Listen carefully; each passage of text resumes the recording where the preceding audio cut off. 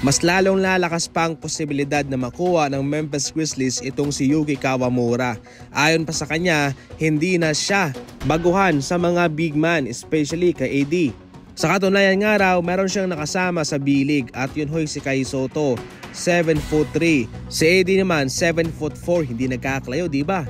At kaya ayon kay Kawamura, hindi na siya baguhan dyan at siguradong alam niya na kung paano maglaro kasama ang mga malalaking tao na yun.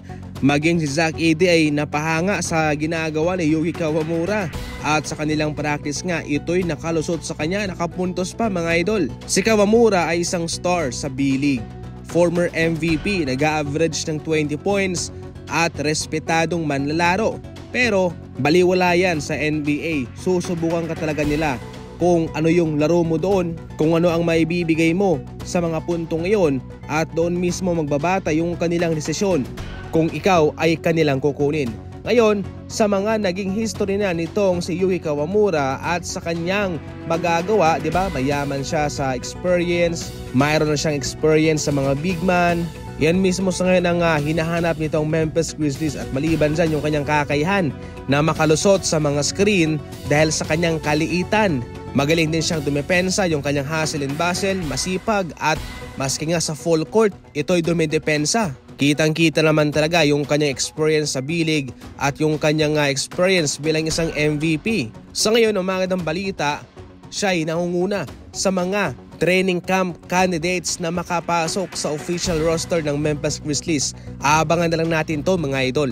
Samantala sina Coach JJ Redick, si LeBron, si Anthony Davis, pati si Gabe Vincent humanga kay Quincy Olivari. Dinadlab ngayon bilang game changer itong sa Olivari. Siya yung nagbibigay ng spark galing sa bangko.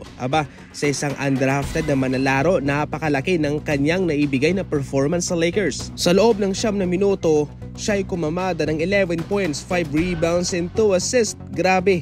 At nakapukol pa ng 3 3-pointers out of 4 at sa field naman 4 out of 6. Heto yung mga manalarong kinakailangan ng Lakers. Ayon pa nga kay Coach JJ Redick, yan ang gusto kong makuha, yan ang gusto kong gawin rin ng ibang manlalaro sa kupunang ito ang magbigay ng ganyang performance. Nagko-compete itong si Olivari para sa spot para sa official lineup ng Lakers. Definitely, nagkaroon siya ng malaking impresyon sa Lakers at kay Coach JJ Redick. Sa ating huling balita, ang ginawang pagpapaulan ng Golden State Warriors ng 3-pointer na umabot pa sa 28 3-pointer made ay isang panibagong record sana sa kanilang franchise kung counted lang iyon. Subalit, ito'y nagbigay ng marka sa mga eksperto na siguradong kung magpapatuloy lang daw ang ganitong performance ng Golden State Warriors, siguradong sila'y delikadong team sa NBA. Nahihirapan na nga raw ang mga kupunan kay Stephen Curry pa lang kung ito'y sumasabog.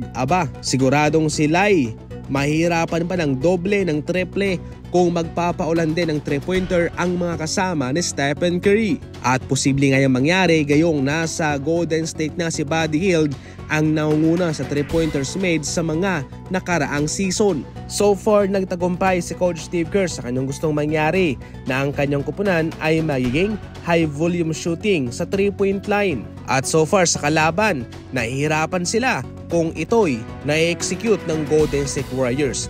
Yan ang muna sa ngayon ng ating mga balitang basketball. And as always, thank you for watching.